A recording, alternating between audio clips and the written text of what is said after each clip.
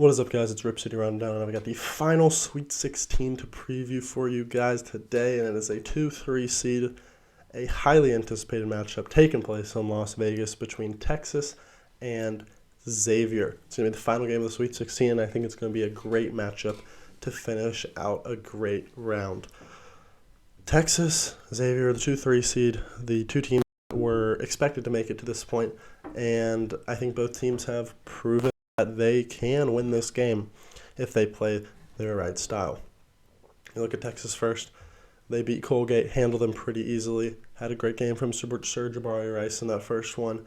And then this game against Penn State, they controlled for most of it, almost lost it at the end, but they had their guys step up, especially Dylan DeSue. 28 points. He was looking like a young LaMarcus Aldridge. I saw that Kevin Durant tweet saying that. But 28 points, 10 rebounds on that one.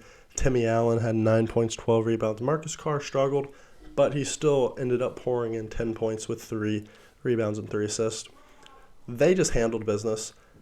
And then you move on, you look at Xavier. Struggled mightily against Kennesaw State in that first game, but then absolutely took care of business in Game 2 against Pittsburgh.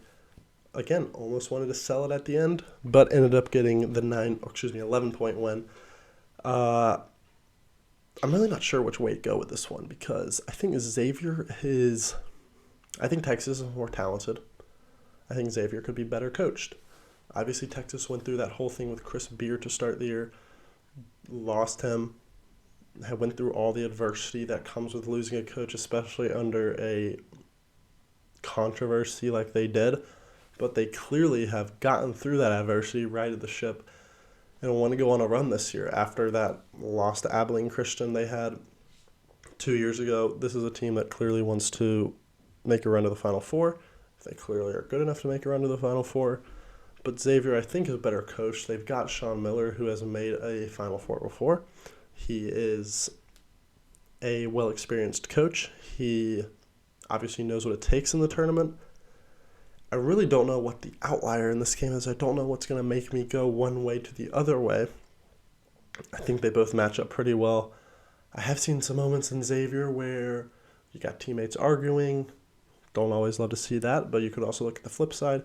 You could say, oh, they love the game, they're passionate, and that's what you love in March, so I don't even know what to take from that. But obviously Xavier's a better offensive team. They average about 5 more points per game offensively, but Texas is the better defensive team. They average giving up 7 less points than Xavier. The spread says Texas -4. Obviously, anything can happen in March. And a 4-point spread is not a lot at the end of the day, but I do think it is a little too much for this game. I think this game should be more of a 2.5 type spread. Over-under is 148, so they expect a lot of points. They expect it to be in the 70s range. I think Xavier covers the spread +4. I'm really not sure. I'm not sure who wins this game. I think talent-wise, Texas should win this game.